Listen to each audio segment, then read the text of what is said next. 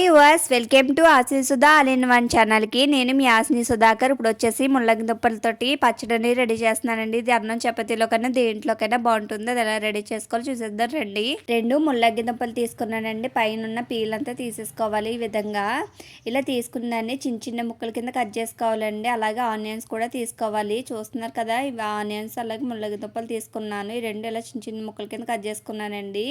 తర్వాత వచ్చేసి స్టవ్ మీద ఒక బాండి పెట్టుకోవాలి. బాండీలో ఆయిల్ వేసుకుని ఎండుమిర్చి వేసుకోవాలండి. ఎండుమిర్చి కలర్ చేంజ్ అయినప్పటికీ దాంట్లోకి ధనియాలు వేసుకోవాలి. కొంచెం జీలకర్ర వేసుకున్నాక అందులోకి 2 స్పూన్లు పల్లీలు అలాగే నువ్వులు వేసుకున్నానండి. వేసుకున్న టేస్ట్ అయితే చాలా బాగుంటుంది. అన్నీ బాగా ఫ్రై అవ్వాలి. కలర్ చేంజ్ అయ్యేదాకా మంట అనేది లో ఫ్లేమ్లో పెట్టుకుని బాగా ఫ్రై చేసుకోవాలండి. కొంచెం టైం పట్టినా పర్వాలేదు. ఈ విధంగా ఫ్రై చేసుకున్నాం కదా, ఇలా ఫ్రై చేసుకుందాన్ని మిక్సీ జార్లో తీసేసుకుందాము. ఇప్పుడు ఇలాగ అన్నీ మిక్సీ జార్లో తీసేసుకున్నాం కదా, తర్వాత వచ్చేసి ముల్లంగి దుంపలు అలాగే ఉల్లిపాయలని కట్ చేసి పెట్టుకున్నాం కదండి. ముందుగా ఫ్రై చేసుకున్న అదే బాండీలోకి ఇవన్నీ వేసుకోవాలండి. నిదానంగా కొంచెం టైం పట్టినా పర్వాలేదండి. కలర్ అనేది చేంజ్ అయ్యేదాకా కొంచెం ఫ్రై చేసుకోవాలి. మంట అనేది లో ఫ్లేమ్ పెట్టుకోవాలండి.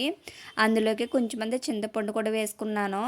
మనం వేసుకున్న ఆనియన్స్ అనేది పింక్ కలర్ వచ్చేదాకా ఫ్రై చేసుకోవాలి. చూస్తున్నారు కదా, కొంచెం పింక్ సైడ్ అనేది వచ్చింది కదండి ఆనియన్స్. అప్పుడు స్టవ్ ఆఫ్ చేసుకుని బాగా చల్లారనివ్వాలి.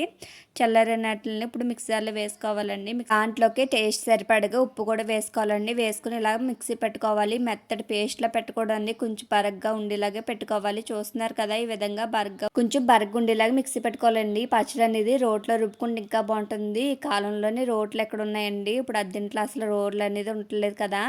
ఇలా మిక్సీలో పెట్టుకున్నాను. మిక్సీలో పెట్టుకున్నాక కొంచెం తాలింపు పెట్టుకుని ఎండుమిర్చి ఆవాలు కొంచెం మినపప్పు అలాగే కరివేపాకు వేసుకుని పోపు వేసుకున్నాక పచ్చడి అనేది రెడీ అయిపోయిందండి. పచ్చడి అనేది అన్నంలోకి చపాతీలోకి అలాగే దోశల్లోకి కూడా చాలా బాగుంటుందండి.